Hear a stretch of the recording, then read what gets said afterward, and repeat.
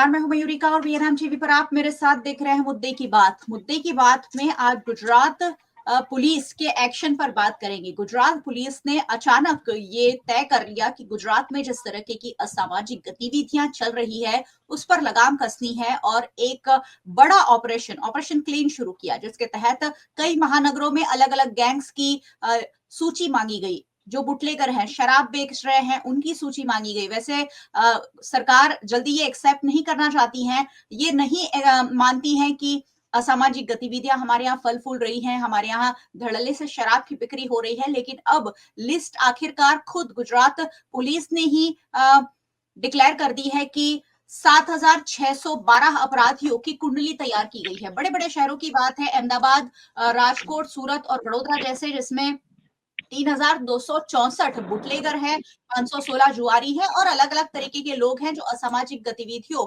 से जुड़े हुए हैं और कहीं ना कहीं गुजरात में अराजकता फैला रहे हैं। ऐसे लोगों पर कार्रवाई की जा रही। सूरत में 1400 लोगों की लिस्ट तैयार है, राजकोट में 756, वडोदरा में 825 लोगों की लिस्ट तैयार है और उन सभी पर कार्रवाई का मन अब गुजरात पुलिस ने बना लिया है। गुजरात पुलिस की इस कार्यवाही को सराहनीय तो माना ही जा रहा है, लेकिन अब तक इन पर कार्रवाई क्यों नहीं हुई, ये भी एक बहुत बड़ा सवाल है। और अचानक ऐसा क्या हो गया कि अब असामाजिक गतिविधियां, क्योंकि जिस तरह से अपराध बढ़ रहे हैं गुजरात में, गुजरात को भी अब यूपी बिहार का दर्जा मिलने लगा था। ऐसे में इस तरीके की कार्यवाही गुजरात पुलिस ने जो शुरू की है वो वाकई में काबिल तारीफ है, लेकिन इसे कंटिन्यू रखना पड़ेगा, नहीं तो गैंग्स जो हैं उसके सागर रहते ही हैं, वो फिर से सक्रिय हो जाएंगी और असामाजिक गतिविधियां फलती फूलती रहेगी। आज इसी पर चर्चा होगी और चर्चा के लिए चलिए मेहमान हमारे साथ जुड़ चुके हैं भारतीय जनता पार्टी से। प्रशांत त्रिपाठी जी हमारे साथ है। प्रशांत जी, चर्चा में आपका स्वागत है। कांग्रेस पार्टी की ओर से विरम देसाई जी हमारे साथ जुड़े हैं। विरम जी, चर्चा में आपका भी स्वागत है। और पॉलिटिकल एनालिस्ट के रूप में ज्योति पटेल हमारे साथ जुड़ी है। मैम, आपका भी चर्चा में बहुत बहुत स्वागत है। चलिए, सबसे पहले 2-2 मिनट की आप सबकी प्रतिक्रिया ले लेते हैं कि ये जो कार्यवाही गुजरात पुलिस ने शुरू की है, जिस तरह से गैंग्स ऑफ गुजरात पर कार्यवाही शुरू की गई है, जो असामाजिक गतिविधियां हैं, असामाजिक तत्व हैं, असामाजिक लोग हैं, उन पर लगाम कसी जा रही है, उसको आप कैसे देखते हैं? प्रशांत जी बताइए। जी, ये बहुत किसी भी सभ्य समाज में आवश्यक है कि किसी भी तरह की जो असामाजिक गतिविधियां है वो समाज के विकास के लिए, समाज के रूटीन समझो के रोजमर्रा के जीवन के लिए ये उचित नहीं है। तो गुजरात सरकार, भारतीय जनता पार्टी की सरकार हमेशा इस बारे में कटिबद्ध रहती है कि समाज का जो दैनिक जीवन है, समाज की जो सभ्य जीवन प्रणाली है, अपने व्यवसाय में व्यस्त समाज या फिर अपने किसी भी काम में जो समाज अपना कार्यरत रहता है उसमें जो बाधा डालने की कोशिश ये लोग करते हैं या फिर समझो कि लॉ एंड ऑर्डर को बिगाड़ने की कोशिश करते हैं, तो भारतीय जनता पार्टी की किसी भी सरकार इस दिशा में हमेशा कार्यरत रहती है और अलर्ट रहती है। गुजरात पुलिस ने ये जो कार्रवाई शुरू की है, अचानक से 100 घंटे में लिस्ट तैयार कर दी गई कि कितने कितने बुटलेगर आपके इलाके में शराब बेच रहे हैं, कि कौन कौन गैंग्स हैं जो असामाजिक गतिविधियां फैला रही है, कौन कौन अपने इलाके में बांकड़ों के बाहर बैठा रहता है। ऐसे लोगों की लिस्ट तैयार कर दी गई है और अब उन पर एक्शन लेने की पूरी तैयारी। क्या कहेंगे विरम जी? ये असामाजिक गतिविधियां जो कोई भी हो रही है, जैसा कि मेरे मित्र प्रशांत भाई ने जो बताया, कोई भी सभ्य समाज में ये उचित नहीं है। और खास करके जब कांग्रेस पार्टी की मैं बात करूं, हमारे विचारधारा की बात करूं, कोई भी हिंसा है उसको कांग्रेस पार्टी कभी भी उसको तवज्जो नहीं देती है और कोई हिंसा को, ऐसे समाज में हिंसा को कहीं जगह भी नहीं होनी चाहिए। लेकिन जो असामाजिक गतिविधियां जो हो रही है, क्या पुलिस को नहीं मालूम है कहाँ शराब बिकती है, कहाँ ये गुंडे पनपते हैं उनके हाथ के नीचे? और एक बड़ा प्रश्न जो मैं आगे बताऊंगा, अभी आपने 2 मिनट के लिए मेरे को बोला है कि 2 मिनट में आपकी प्रतिक्रिया देनी है, तो मैं ये संक्षिप्त में ही मैं बता रहा हूँ कि जो गतिविधियां हो रही है सारी पुलिस को मालूम होती है।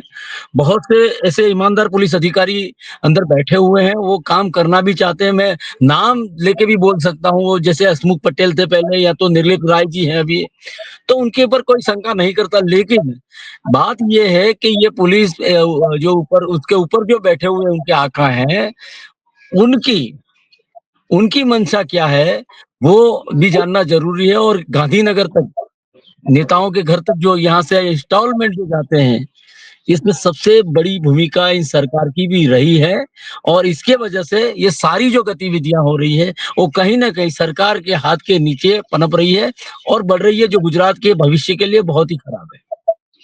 बिल्कुल, पुलिस की हफ्ताखोरी पर लगाम कसने की बहुत ज़्यादा ज़रूरत थी ही और इतनी सारी गैंग्स जो सामने आई है, ये देखकर तो मुझे उत्तर प्रदेश और बिहार जैसे राज्यों की याद आ रही। ज्योति जी क्या कहेंगी? एक्शन हो रहा है, बहुत अच्छी बात है, लेकिन अब तक क्यों नहीं हुआ, ये भी एक बहुत बड़ा सवाल है।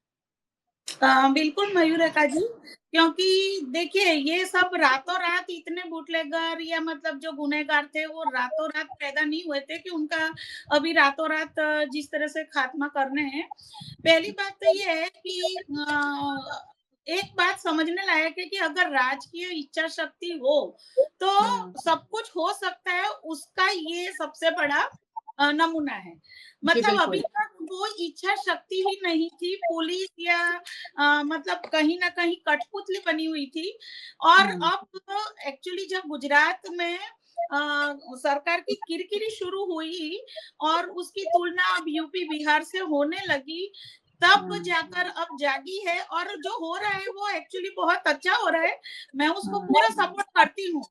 लेकिन क्या है कि ये बस अब होके नहीं रह जाना चाहिए, अब ये रुकना चाहिए और मतलब जैसे अभी बुलडोज़र घुमा रहे हैं या फिर उनको पकड़ रहे हैं, तो ये सब वापस छूट के वापस बने नहीं, ये सब भी देखने की ज़िम्मेदारी रहेगी और मैं अभी आगे डिटेल में बताऊँगी कि कहाँ पे क्या कोताही रह गई थी कि जिसकी वजह से ये सब कुछ हुआ।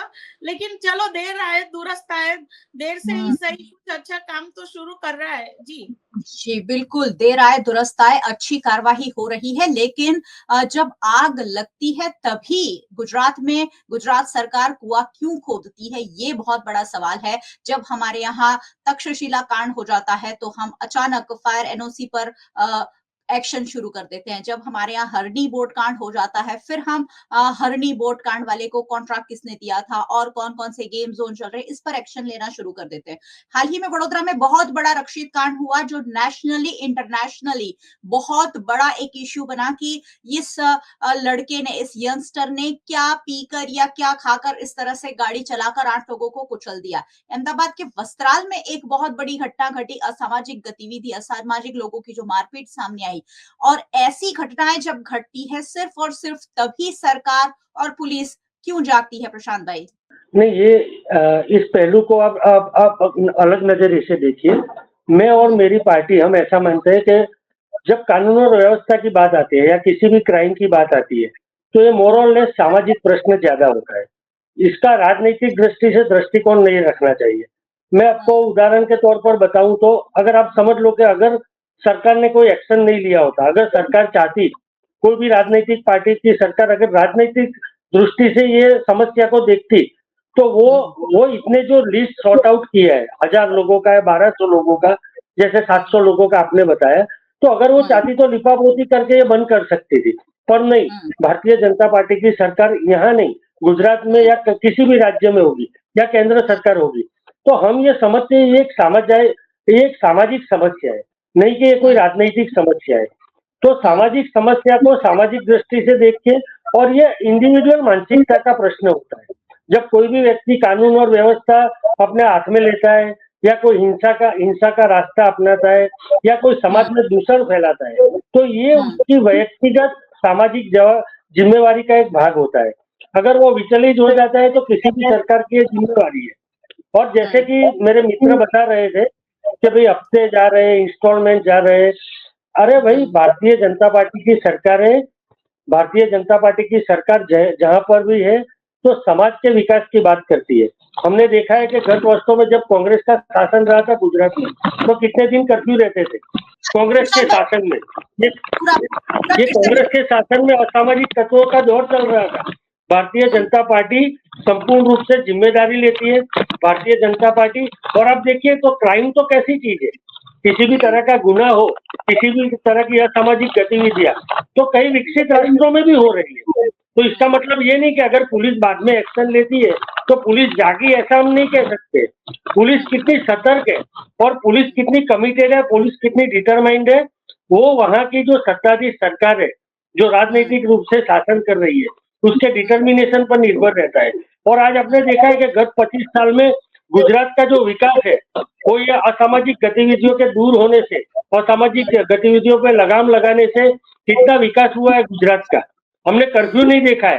आजकल का जो बच्चा बॉर्न होता है तो उसको कर्फ्यू का मतलब नहीं पता है। तो भारतीय जनता पार्टी की सरकारों में जितना सुशासन और जितनी कानून और व्यवस्था की जो पाबंदी है, वो देखी हो किसी भी सरकार में किसी ने नहीं देखी है।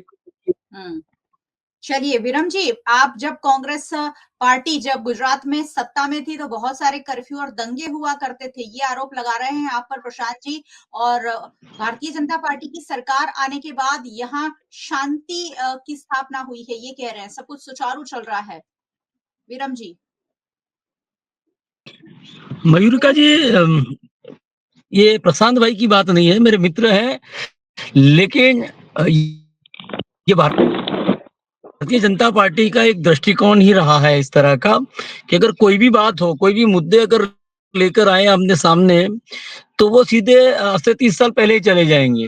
कांग्रेस के शासन में ये था, वहां पर ये था, वो था। अरे भाई, जब कांग्रेस के शासन में सब कुछ था तो कांग्रेस को जनता ने सत्ता से हटाया, आपको सत्ता दी। आप 30 साल से सत्ता में हैं, 30 साल से आप शासन कर रहे हैं, तो आप कर क्या रहे हैं 30 साल से? आपका विधायक, भारतीय जनता पार्टी का ही विधायक जो कुमार कानानी सूरत से है, उन्होंने बोला कि बहुत ही यहाँ पर जो गुंडागर्दी हो रही है, दहशतगर्द यहाँ पर भी बैठे हुए हैं। क्यों पुलिस, और खुद पुलिस का उन्होंने तो नाम दिया कि पुलिस जो हफ्ता ले रही है, वो हफ्ते के बजाय क्यों उनका रिकंस्ट्रक्शन नहीं किया जाता, क्यों उनका जिस तरह से सब लोगों को एक सामान्य जो कोई एक मवाली गुंडा होता है, उसका यहाँ से एक जो अभी जो शब्द प्रचलित, सिर्फ और सिर्फ एक चुने दिखावे के लिए, जैसे इकोनॉमिक कौभांड था, कहाँ हमने देखा उसको निकाला पुलिस ने कहीं रोड पे ले जाके रिकंस्ट्रक्शन के नाम से। किसको दबाया जाता है? तो एक पायल गोटी नाम की जो लड़की है, उसको दबाया जाता है। जो सूरत में हुआ पुलिस वालों का, जिसका भारतीय जनता पार्टी का जो विधायक है वो बोल रहा है, हम कांग्रेस नहीं कह रहे हैं, वो बता रहा है कि ये पुलिस यहाँ पर हफ्ता ले रही है, उनको क्यों नहीं यहाँ पर उनके ऊपर कोई एक्शन लिया जा रहा। तो एक सिलेक्टेड लोगों को यहाँ से ये कानून व्यवस्था समझाई जाती है। और सबसे बड़ी बात तो ये है, इस देश संविधान से चलता है, बुलडोजरों से कभी देश नहीं चल सकता है, कहीं विकास नहीं हो सकता। जो गुनहगार है उसको सजा मिलनी चाहिए, लेकिन उनकी सजा उनके परिवार को क्यों क्यों आप लोग उनके घर को, उनके आशियानों को तोड़ दिया जाता है। अरे वहां पर अगर आप बोल रहे हैं कि वो कायदे से बाहर रखा गया, तो कई सालों से जब वहां पर रह रहे हैं, वो अपना टैक्स पे कर रहे हैं, और कुछ भी बहुत से मुद्दे होते हैं जमीन के ऊपर, जब जो घर बनते हैं, आशियाना बनता है, वो उस आशियाना को तोड़ दिया जाता है। किस लिए? हमारे ये न्याय करने का एनकाउंटर कर देते हैं, झूठे एनकाउंटर, फेक एनकाउंटर जो कि ज्यादा हुए हैं। तो मैं ये समझना चाहता हूँ कि जिस तरह से भारत गुनहगार है, उसका आशियाना इसलिए छीन लिया जाएगा क्योंकि उसके लड़के ने कोई गलती की है, तो फिर तोड़ दीजिए। बहुत सारी सोसाइटी ऐसी है, बहुत सारे गुनहगार जो इकोनॉमिकल अपने देश की तिजोरी को जो नुकसान पहुंचा रहे हैं, उनके घर भी तोड़ दीजिए ना, क्यों नहीं तोड़े जाते हैं? ये सिर्फ और सिर्फ दिखावा है। जब ये उनका कहीं ना, आप जो कहते हैं ना कि छत पे चढ़ के वो पुकारता है, उसी तरह से ये उसका भांडा फूटता है, तो उसको कहीं ना कहीं उसको थोड़ा सा रिकवर करने के लिए, अपनी बची कुची जो अपनी इज्जत है पुलिस की, वो बचाने के लिए ऐसे ऐसे नाटक, ऐसे ड्रामा किए जाते हैं। गरीबों को डराया जाता है, धमकाया जाता है। मैं किसी गुनहगार की तरफदारी नहीं कर रहा हूँ। कोई भी गुनहगार है, वो चाहे चप्पल चोर है, या तो दान चोरी कर रहा है, या सबसे बड़ा गुनहगार है, उसके साथ एक ही जैसा न्याय होना चाहिए। लेकिन बुलडोजर के नाम से, जब सुप्रीम कोर्ट ने मना किया हुआ है कि किसी का भी आशियाना तोड़ा नहीं जाना होना चाहिए। और पुलिस तो यहाँ खुद न्यायालय बनी बैठी है, पुलिस ही निर्णय लेती चलिए, है। आप समझिए कि वो एक प्रेस कॉन्फ्रेंस करके कहती है और ऐलान कर देती है कि गुनहगार जो लोग हैं वो फंस जाएंगे तो हम कॉर्पोरेशन को साथ में रख के उनके घर तोड़ दिए जाएंगे। तो घर चलिए वालों का ठीक है। क्या उसमें क्या भूमिका विरम रही है, क्या रोल है उनका, विरम भाई किस लिए विरम उनके भाई आपका आस्तियां छीने जाते हैं? ज्योति जी ये बताइए जो कार्यवाही हो रही है इसे आप कैसे देखते हैं? मयूरिका देखिए, ये जो कार्यवाही है, अब मैं परिस्थिति का विश्लेषण करके बताती हूँ आपको। जब मतलब सरकार पिछले 5 सालों से कुछ ज़्यादा ही मतलब अभी गुनहगारी बढ़ गई थी और उसकी वजह से अभी सरकार की किरकिरी हो रही थी, उसकी इमेज, क्योंकि गुजरात स्टेट को एज़ ए मॉडल स्टेट प्रस्तुत किया जाता है हर जगह, सिर्फ नेशनल लेवल पर नहीं, इंटरनेशनल पर भी। और अब जब एक के बाद एक से एक बढ़ के कांड आ रहे हैं और गुजरात सरकार की बहुत बदनामी हो रही है और ये पिछले 5-6 सालों से कुछ ज़्यादा ही बढ़ गया है, तो अब उनको ज़रूरत पड़ी इमेज क्लीनिंग की। अब देखिए होता क्या है कि अब जो घर बने हैं, अभी जो बुलडोज़र चल रहे हैं ना, तो मैं एक सुधार करना चाहूँगी। सुप्रीम कोर्ट ने जो मनाही की है, तो वो तो लीगल घर होते हैं और उनको तोड़ा गया, उसके लिए अभी जो तोड़े जा रहे हैं वो ऑलरेडी इल्लीगल मतलब ऑक्यूपाई करके ज़मीन उस पे इल्लीगली बनाए गए हैं और उस पे तो वैसे भी कार्यवाही होनी ही चाहिए, क्योंकि देखिए जो भी गुनहगार होता है वो सीधे रास्ते कोई काम नहीं करता है। तो जब वो गुनाह का पैसा आता है तो वो लीगली अपना घर बनाए ना, क्यों फिर इल्लीगल सरकारी ज़मीन पे दबाव करके बनाया जाता है। और एक थोड़ा मतलब ये बैठना भी ज़रूरी है, अपने यहाँ जब कानून की वो पचड़े हैं वो इतने हैं कि उनमें अक्सर छूट जाते हैं, उनको ज़मानत मिल जाती है, तो फिर से वो शुरू कर देते हैं और उसकी वजह से वो पुलिस का भी फिर मोरल डाउन हो जाता है। तो ये कार्यवाही तो बिल्कुल होनी चाहिए, मैं उसके पक्ष में हूँ। और जो इल्लीगल हो रहा है, तो वो मतलब इल्लीगल तरीकों से बनाए गए चीज़ों पे हो रहा है। और दूसरी बात ये है कि अब इसका दूसरा पहलू देखें, तो ये इतने फले-फूले कैसे? तो जो बूटलेगर है, वो रातों-रात इतने सारे मात्रा में, अब देखिए एक समझने वाली बात है कि अगर एक दिन में पुलिस के पास इतनी लिस्ट आ गई, उसका मतलब उन्हें पता था। तो मतलब की नज़र के तले ये सब धंधा चल रहा था और ये तो ओपन सीक्रेट है, अब छोटे बच्चों को भी मालूम है कि उनके पास से हफ्ता लिया जाता है और वो चैनल ऊपर तक राजनीति तक पहुँचती है, पार्टी फंड तक पहुँचता है वो पैसा। तो वो भले कहा जाए कि इसे राजनीतिक ना बनाया जाए, लेकिन ये चमड़ी बचाने वाली बात है, ये पूरा मुद्दा सामाजिक अलग, और ये अभी जो फूलते-फलते हैं, वो सिर्फ़ और सिर्फ़ राज्याश्रय की वजह से फूलते-फलते हैं, ये एक हकीकत है। अगर कोई इंसान गुंडा बनता है, उसके पीछे सामाजिक कारण होते हैं, लेकिन फिर उसको फलने-फूलने के लिए तो वो राजनीति का आश्रय लेना पड़ता है। अब जब पुलिस की मतलब हफ्ते पहुँचते हैं, लेकिन जब इस तरह से इमेज बननी शुरू होती है, क्यों? क्योंकि अब पुलिस को हफ्ता पहुँचता है, इसलिए गुनहगार थोड़ा ज़्यादा बिंदास हो जाता है कि भई अब मैं तो पैसा देता हूँ, मेरा कोई कुछ नहीं बिगाड़ सकता। इसलिए जो मतलब अंदर खाने पे हो रहा था कामकाज, वो अब ओपनली होने लगता है। अब सोचिए कि दारूबंदी वाले स्टेट में इतनी दारू बिक रही है, वो सबको पता है, लेकिन अब चूँकि नशा करके ये हिट एंड रन केसेस बढ़ गए हैं और बहुत बढ़ चुके हैं, इसलिए अब ये सवाल उठने लाज़मी थे कि भई दारूबंदी वाले स्टेट में इतनी दारू आ कहाँ से रही है? तो फिर अब अपनी चमड़ी बचाने के लिए, इमेज बचाने के लिए कार्यवाही की जा रही है और मैं वही कह रही हूँ कि ये कार्यवाही होनी चाहिए, लेकिन अब ये आगे चालू रहनी चाहिए। फिर ये नहीं कि 4 दिन की चाँदनी फिर अंधेरी रात, अभी तो मतलब दिखाने के लिए लाइन में हेडिंग बढ़ाने के लिए सब कार्यवाही हो रही है, लेकिन फिर वही डाक के 3 पात, फिर मतलब देख रहे हैं कि 2 महीने बाद फिर सब कुछ शुरू हो गया। जो इल्लीगल अभी बुलडोज़र से तोड़ा गया था, वो वापस बन के खड़े हो गए। तो फिर ये तो एक तरह से अभी की जो कार्यवाही हो रही है, उसका पैसा का भी बिगाड़ है और समय और शक्ति का भी बिगाड़ है। तो ये सब कुछ वापस ना हो, ये देखने की ज़िम्मेदारी भी सरकार की है और ये भी सही है कि अब तक ये इलीगल अगर बने हुए थे घर, अब जाके बुलडोर से चल रहे हैं, लेकिन वो बने तब म्युनिसिपल के कर्मचारी कहाँ पे थे, जिनके अंडर में ये सब कुछ देख रेख आती है कि कुछ इलीगल बने ना, और बना है तो तुरंत उनको नोटिस भेजा जाए। तो ये सब उस वक्त कहाँ पे थे। तो अब जरूरत आ गई है कि फिर कर्मचारियों को और जिम्मेदार सरकारी म्युनिसिपैलिटी के कर्मचारियों को, टीडीओ ऑफिसर्स वगैरह को भी फिर क्वेश्चनिंग की जाए, क्योंकि हमेशा वो लोग बच जाते हैं और फिर वापस वही इलीगल कंस्ट्रक्शन का काम चालू रहता है। तो ये सब भी बंद होना चाहिए, तभी इन बिल्कुल। सब चीजों का मतलब है, वरना कोई मतलब नहीं है। जी, जी, जी। यहाँ बहुत सारे सवाल ज्योति जी ने उठा दिए कि 100 घंटे में आपके पास इतनी बड़ी लिस्ट कैसे आ गई? इसका मतलब कि आपको पता था कि यहाँ सब कुछ इस तरह का चल रहा है। बात है घर तोड़ने की, जो डिमोलिशन बड़े पैमाने पर गुजरात में शुरू कर दिया गया है। तो सालों तक जब टैक्स लेती है कॉर्पोरेशन, तब कैसे टैक्स लेती हैं, तब उन्हें पानी का कनेक्शन कैसे मिलता है, उनका ड्रेनेज का कनेक्शन कैसे मिलता है? ये बहुत बड़े सवाल हैं जो अपने आप में सरकार में सब कुछ ठीक नहीं चल रहा है, ये कहीं न कहीं इंडिकेट करते हैं। लेकिन सरकार का इनिशिएटिव बहुत ज़्यादा आवकार्य है कि कार्यवाही हो और होती रहे।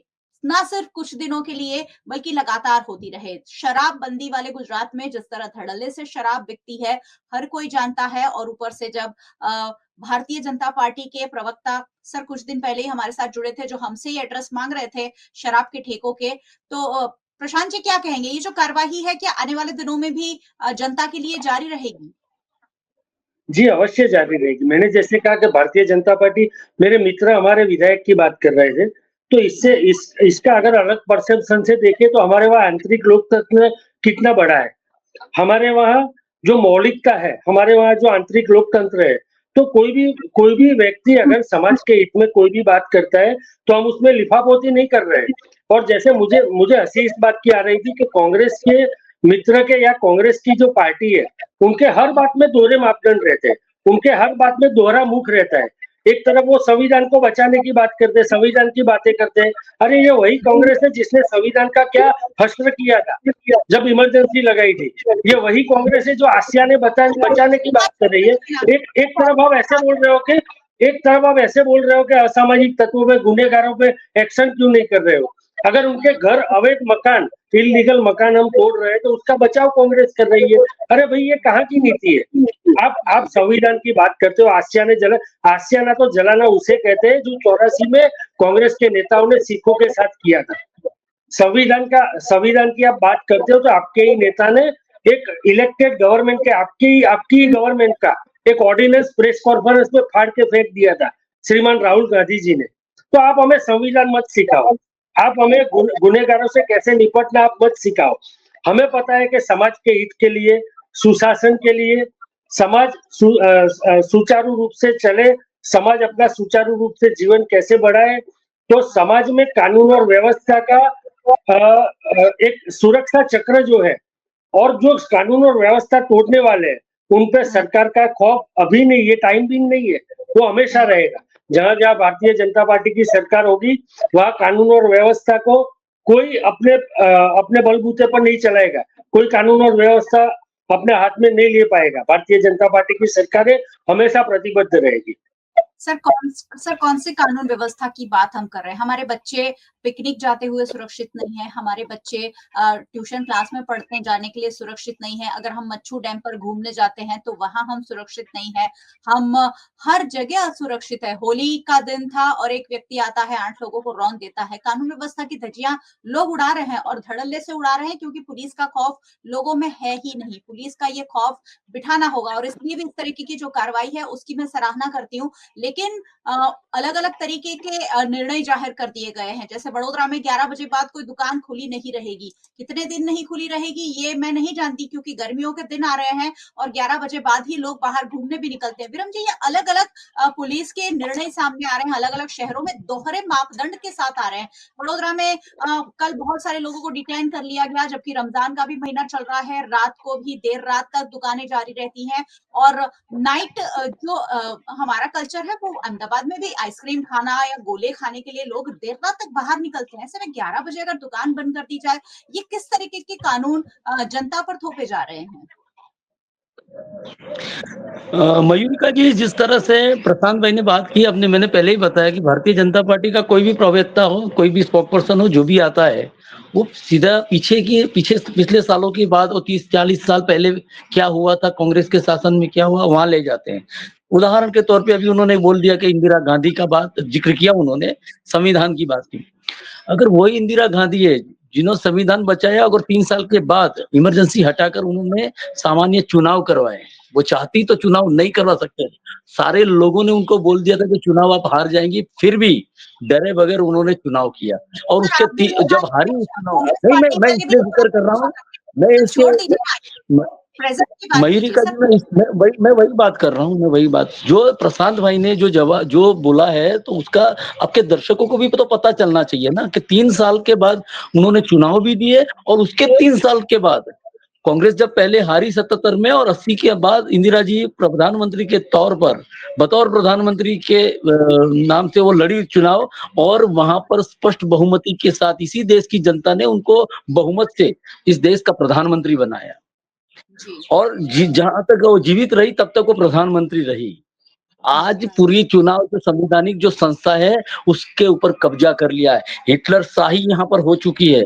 आप कोई भी आवाज उठाओ तो उसके सामने, उसको, जैसे मैंने पिछली डिबेट में भी ये बात आपके सामने रखी थी, आपके पटल पे मैंने रखी थी, कि जिस तरह से कोई भी यहाँ जो कुछ गतिविधियां हो रही है असामाजिक, तो उसका पूरा मैसेज जो वो असामाजिक तत्व है उसके पास पहुंच जाता है कि विक्रम देसाई ने आज ये ऐसा आपके लिए बोला है।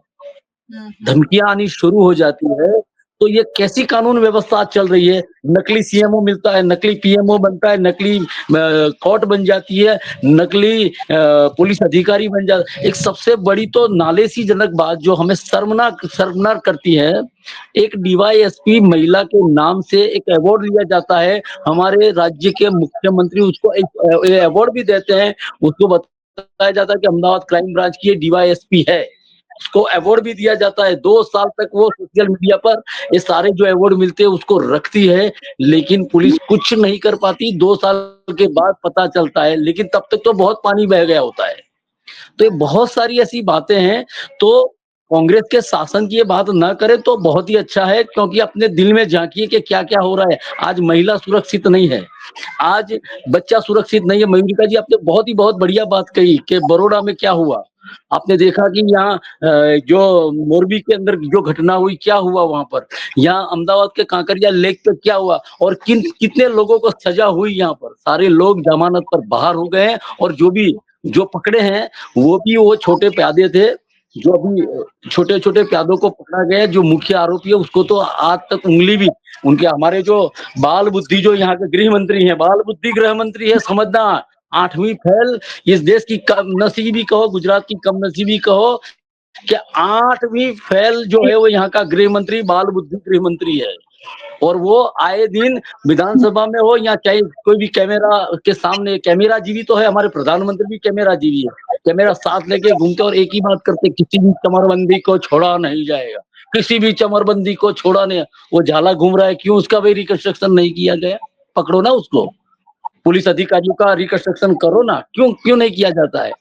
मैं यही बता रहा हूँ कि ये जो सिलेक्टेड जो व्यक्ति हैं, उनको पकड़कर रिकंस्ट्रक्शन के नाम से प्रदेश की जनता के आंखों में धूल डाली जाती है। हम ये कार्यवाही कर रहे हैं। आज सबसे बड़े जो जिस तरह से यहाँ जो ड्रग्स आते हैं, उसमें गुजरात पहले नंबर पे है। गुजरात का 1600 किलोमीटर का जो दरिया जो इलाका है, यहाँ पर समुद्री इलाका, वहां से आज भी सबसे ज्यादा ड्रग्स गुजरात में आ रहे हैं।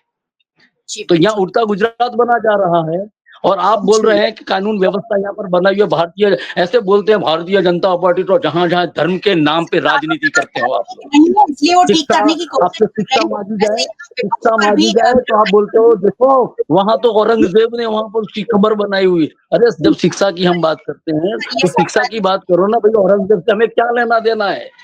औरंगजेब के एक प्रकरण, एक बहुत बड़ा काला चिट्ठा था, वो फट चुका है। 400 साल हो गए, हम क्यों औरंगजेब को दिखाना चाहते हैं अभी? जी, चलिए ठीक है। विक्रम जी, यहाँ विपक्ष की भूमिका पर भी बहुत सवाल है कि अगर इतना सब कुछ हो रहा था, विपक्ष इस पर आवाज क्यों नहीं उठा रहा? ज्योति जी के पास वापस चलेंगे और एक अरे मयूरी का अल्टीमेट बात, ये आजकल की मीडिया को नहीं, आजकल की मीडिया को क्या हो गया, सीधा विपक्ष पे ही सवाल उठाते हैं। किस बात से विपक्ष की भूमिका क्या होती है? एज़ ए पत्रकार की मैं अगर बात करूँ, मीडिया की बात करूँ, तो एक विरोध पक्ष की भूमिका में होना चाहिए। विरोध पक्ष पे सर प्रश्न नहीं उठना चाहिए।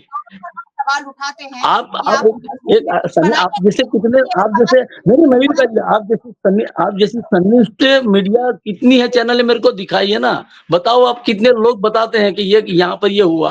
आपके जैसी, देखिए मैं पूरी ज़िम्मेदारी के साथ कहता हूँ कि आपकी जैसी सनिष्ठ चैनल कितनी है, जो दिखाती है कि यहाँ ये हुआ। आप चलिए होते ठीक खुलेआम, जैसे जनता के लोगों को भी पूछती हैं, आप सवाल करती हैं कि भई ये ऐसा हो रहा है, इसमें आप क्या कहना चाहते हैं? तो सारे लोग खुलकर है, बोलते हैं लोगों का कि एक सवाल सनिष्ठ उठाना माध्यम हमें हमारा मिला काम है। है। जी, जी, चलिए ठीक है। ज्योति नहीं, जी मैं एक आपकी बात मयूरिका जी, सर मैं आपको आपको अभिनंदन देता हूँ। देश की जनता के जो प्रश्न है, उसको वाचा देने का काम आप कर रही हैं, आप अभिनंदन के पात्र हैं। लेकिन आपके जैसी कितनी चैनल है, मेरे को बताइए ना? जो पत्रकार अपना बिल्कुल सर धर्म उसमें निभाता नहीं हो, पढ़ना वैसा है, एक बताइए मेरे को। सर उसमें नहीं पढ़ना है। ज्योति जी कंक्लूड नोट दीजिए, गुजरात में ये जो कार्यवाही हो रही है, उसकी ज़रूरत कितनी थी और आगे किस तरह की कार्यवाही कंटिन्यू रहनी चाहिए ताकि गुजरात जो है वो अन्य राज्यों के मुकाबले अपराधी गतिविधियों को कुछ इंटर कुछ ओवरलैप हो रहा है, आपकी आवाज़ सुनाई नहीं दी मुझे। ओके, ज्योति जी मैं फिर से पूछती हूँ, एक कंक्लूड नोट कीजिए, पूरी चर्चा को कंक्लूड कीजिए। आज हमने जो बैठकर बात की है, गुजरात में ये जो कार्यवाही हो रही है पुलिस की, उसकी कितनी ज़रूरत थी और ये आगे कंटिन्यू रखने की कितनी ज़रूरत है? बिल्कुल मयूरका जी, क्योंकि कार्यवाही की तो ज़रूरत थी, क्योंकि देखिए अब मैं कह रही हूँ ना, पिछले 5 साल से लॉ एंड ऑर्डर की तो पूरी धज्जियाँ उड़ रही थी और जो कांड हो रहे थे, मतलब इतने भ्रष्टाचार के पुल टूट रहे थे, रोड टूट रहे थे, तो हम बिल्कुल यूपी बिहार में आ गए थे। तो वो इमेज सुधारने की ज़रूरत थी और दूसरी बात कि अभी दूसरी भी एक पब्लिक के बीच में इमेज बन रही है कि आजकल तो ऐसा है कि बीजेपी का केस पहनो, पार्टी को फंड दो और फिर जो चाहे करो, कोई कुछ बोलने वाला नहीं है। फिर वो पार्टी के आका ही बचाएँगे, अपनी पार्टी की इमेज बचाने के लिए। तो ये अभी कॉमन पीपल के बीच में ये इमेज जा रही है। तो अभी ये सब टूटना बहुत ज़रूरी है। सिर्फ निवेदनबाजी से कुछ नहीं होगा।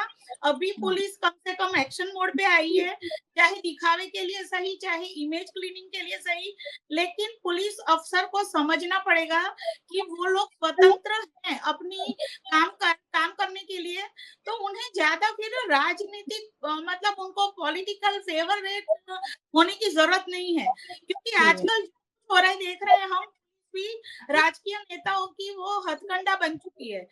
एक्चुअली ये सारे जो एडमिनिस्ट्रेशन डिपार्टमेंट है वो स्वायत्त हैं, लेकिन हम देख रहे हैं कि हर जगह अब नेताओं की मतलब प्रेशराइज और प्रेशर जो हो चुकी है और उनकी जो घुसपैठ हो चुकी है, उसकी वजह से जहां जहां नेता जाते हैं, चाहे खेल हो, चाहे फिल्म हो, चाहे क्रिकेट हो, हर चीज का बंटाधार होना शुरू हो जाता है।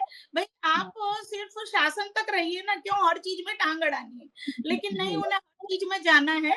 तो वो अब समय आ गया है कि सरकारी कर्मचारियों को समझना पड़ेगा कि भाई आखिर में किरकिरी उनकी होती है, फिर ये होता है कि वो हथकंडे भी बनते हैं और उनके बाद उनको फिर जब उसकी तो जिम्मेदार भी उन्हें ठहराया जाता है और फिर एक्शन भी उन्हीं पे लिए जाते हैं।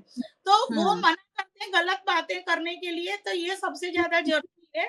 और दूसरी बात कि ये जो बूटलेगर है, उनकी दोनों तरफ शामत होती है कि भई पैसा भी दो और बाद में इस तरह के नुकसान भी और सज़ा भी भुगतो। तो मैं तो चाहती हूँ कि हर एक जना लीगल दायरे में काम क्यों नहीं कर सकते? क्यों इल्लीगल चीज़ों की ज़रूरत पड़ती है? लीगल भी आप कमा सकते हो, खा सकते हो, कि मेहनत इल्लीगल धंधों में भी, तो वही मेहनत आप लीगल धंधे करो ना, तो क्यों दिक्कत हो? और ऐसे ही लोगों को भी फिर जान-माल का नुकसान ना हो। और सरकारी कर्मचारियों को तो अब बिल्कुल स्वायत्त होने की ज़रूरत है, क्योंकि अब देखिए पहले एक ज़माना था जब मोदी जी सीएम थे पर्टिकुलरली, तो वो अपनी साथ स्टेज पे कौन बैठेगा, उसकी भी पूरी कुंडली निकलवा के उसके बाद वो अलाउ करते थे। अब जो पिछले 2 मुख्यमंत्री गुजरात को मिले हैं, वो बिल्कुल रबर स्टैम्प टाइप के मिल रहे हैं। तो जब वो मतलब खुद एक एक्शन लेने में या डिसीजन लेने में कैपेबल नहीं, तो ये ढीले ढालेपन का फायदा तो सरकारी सेक्टर उठाएगा और उसकी वजह से फिर ये इलीगल धंधे भी पनपेंगे। तो ये सारा विष चक्र छोड़ने के लिए एक तरफ से पुलिस डिपार्टमेंट को और सरकारी डिपार्टमेंट को स्वायत्त होने की जरूरत है, वैसे ही हमें एक मोदी जी के जैसे ही बिल्कुल एक एक्शन पैक सीएम की जरूरत है कि जो स्थानीय तौर पे डिसीजन कड़े ले सके। हमें जी मृत्यु में जी हमें संवेदनशील भी नहीं चाहिए, हमें कड़े ले ऐसे शासन चाहिए। जी, बिल्कुल, बिल्कुल सही बात है। पिछले 10 सालों में गुजरात की मुख्यमंत्री की भूमिका पर सवाल उठते रहे हैं, उसमें ज़रूर सुधार होना चाहिए और बहुत दृढ़ निश्चय के साथ, जब इतनी जनता आपके साथ है, तो दृढ़ निश्चय के साथ जनता को भी उस तरीके की सुविधाएँ मिले, ये बहुत ज़्यादा ज़रूरी है और आशा करते हैं ये पुलिस की कार्रवाई है, वो कंटिन्यू रहे और सारी आपराधिक गतिविधियों पर हम काबू पा सकें, क्योंकि ये सारी गतिविधियाँ आगे चलकर तो कहीं न कहीं अल्टीमेटली नुकसान तो नागरिकों का कर रही है और अगर ये सब बढ़ता गया तो सरकार को भी नुकसान होगा। ऐसे में इन सारी गतिविधियों पर जो रोक लग रही है वो ब्रेक हमेशा लगा रहना चाहिए। विक्रम जी, वैसे मेरे पास वक्त बहुत कम है, अगर कम कहना मैं संक्षिप्त में यही कहूँगा, जिस तरह से ज्योति बहन ने एक बहुत बड़ी अच्छी बात कही कि हमें मृदु मुख्यमंत्री नहीं चाहिए, हमें वो जनता प्रेमी हमें मुख्यमंत्री चाहिए कि जो यहाँ पर जनता के हित की बात करता हो, अपने ना कि अपने सीट की हित की बात करे, ना अपनी अपनी सत्ता की लालसा की जो बात करता है, वो जनता के लिए कभी भी वो सुखाकारी जीवन नहीं दे सकता है। अगर आपको यहाँ जनता के फेवर में निर्णय लेने होंगे, मृदु नहीं लेकिन मक्कम बन के लेने होंगे और तब जाके मैं मानता हूँ कि यहाँ की जनता को सुखाकारी आप जीवन दे सकते हैं। नहीं तो विकास जो आप बात कर रहे हैं, जो विकास तो सिर्फ और सिर्फ उन असामाजिक तत्वों का, उन लोगों का हो रहा है और जो भ्रष्टाचारी जो नेताएं हैं आपकी साथ सत्ता में बैठे हुए हैं, उनका विकास हो रहा है, न कि जनता का भला हो रहा है। जो तो जनता का अगर आप भला चाहते हो तो मैं यही कहता हूँ कि एक मानव अधिकार का भी जो एक नियम है, तो वो मानव अधिकार को भी संभालते हुए जो लोग गुनहगार है उनको सजा दे, कड़ी से कड़ी सजा दे। एक उदाहरण यहाँ प्रस्तापित करे, लेकिन किसी निर्दोष का आशियाना न उजाड़े। वो परिवार है, वो परिवार का उसने कितने मेहनत से वो अपना ये आशियाना बनाया होता है। और मैं ये भी कहता हूँ कि इलीगल हुआ है तो बहुत सारे इलीगल हैं यहाँ पर। ये झोपड़े जो श्रमजीवी एरिया होता है, वहां पर जो ये लोग मकान बने हुए होते हैं, तो वो एक बहुत सालों में एक मेहनत के साथ अपना एक आशियाना बनाया होता है। सरकार उनसे टैक्स भी लेती है, सरकार वहां से इलेक्ट्रिसिटी भी वहां पर जाती होती है, तो वो इलीगल आप कैसे मान सकते हो? आपको पहले से ही उसको वहां रहने नहीं देना चाहिए था। आइए मेरे साथ घाटोड़िया में मैं आपको दिखाता हूँ, जो बिल्डर हैं उन्होंने कितनी जगहों पर कब्जा कर रखा है, उन पे आग पे बुलडोजर चलाइए ना।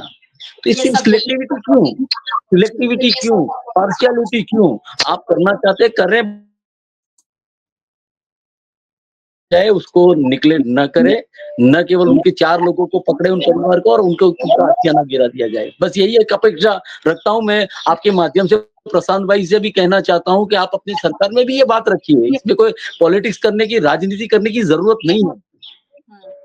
ठीक है, चलिए आशा जी करते हैं जी मयूरिका जी, धन्यवाद, आपने मेरे को इतना समय दिया। जी, ठीक है। चलिए आशा करते हैं कि ये कार्यवाही जो है वो लगातार रहे और असामाजिक तत्वों को एक कड़ा उदाहरण हम दे सके। एक कड़ी सजा अगर उन्हें होगी तो दूसरे लोग भी इस तरह की गतिविधियों से जुड़ने से डरेंगे और गुजरात जो पहले हुआ करता था कि गुजरात में क्राइम नहीं होते हैं, उसी तरीके की एक फिर से एक मॉडल देश दुनिया के सामने हम प्रस्तुत कर सके। चलिए बहुत-बहुत शुक्रिया आप सभी मेहमानों का हमारे साथ जुड़ने के लिए। Thank you so much. और बहुत-बहुत शुक्रिया आप सभी व्यूअर्स का हमारे साथ जुड़ने के लिए। वैसे व्यूअर्स को हमेशा जुड़ते ही रहना चाहिए। यूट्यूब चैनल है वीएनएम टीवी को जहां आप देख रहे हैं, हमारा चैनल सब्सक्राइब ज़रूर कर लीजिएगा अगर पहली बार आए हैं और बेल आइकन प्रेस कर दीजिएगा ताकि वीएनएम का हर अपडेट सबसे पहले आप तक पहुंच सके। अगर आप फेसबुक पर देख रहे हैं, शेयर कर लीजिए। आप हमें ओटीटी प्लेटफॉर्म्स पर देख रहे हैं, डेली हंट, वोडाफोन टीवी, जियो टीवी और जियो टीवी फाइबर 498 नंबर के चैनल पर वीएनएम टीवी को 24 घंटे लगातार देखा जा सकता है। देखते रहिए वीएनएम, जुड़े रहिए वीएनएम के साथ। नमस्कार। Thank